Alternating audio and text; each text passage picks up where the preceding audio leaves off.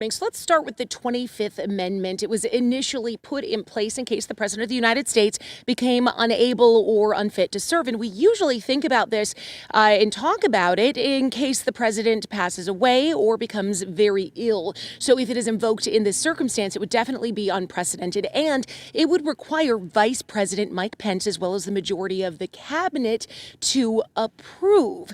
Now, even if that happened, the president could still step up and say, oh, no, you're wrong. I am 100% able and fit to serve. So it's not a foolproof plan, and there are doubts about whether or not it would happen. If the 25th Amendment is not used, people feel that there must be accountability for what happened in Washington.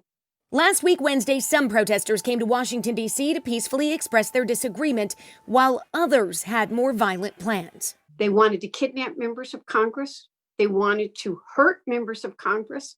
They wanted to kill members of Congress.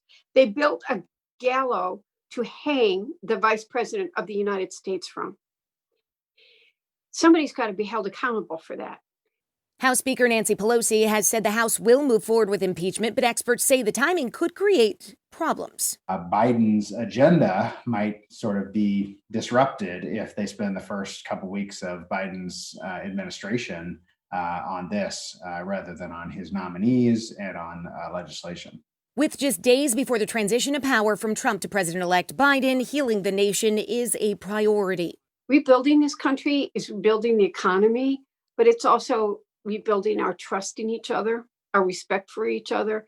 But impeachment is still the most likely way forward. There's no consequences other than symbolic consequences to the impeachment. That's just passing the charges in the House. But then if he were convicted, then chances are he would also have another vote and be banned from holding office in the future.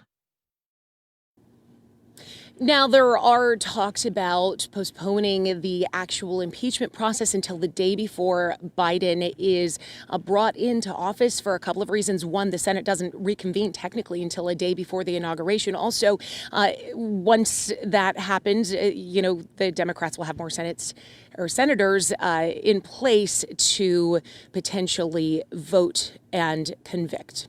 Reporting live, I'm Jennifer Ann Wilson, 7 Action News. Certainly a whole lot going on right on up to inauguration. A lot going on. Yeah, thank you so much, Jen.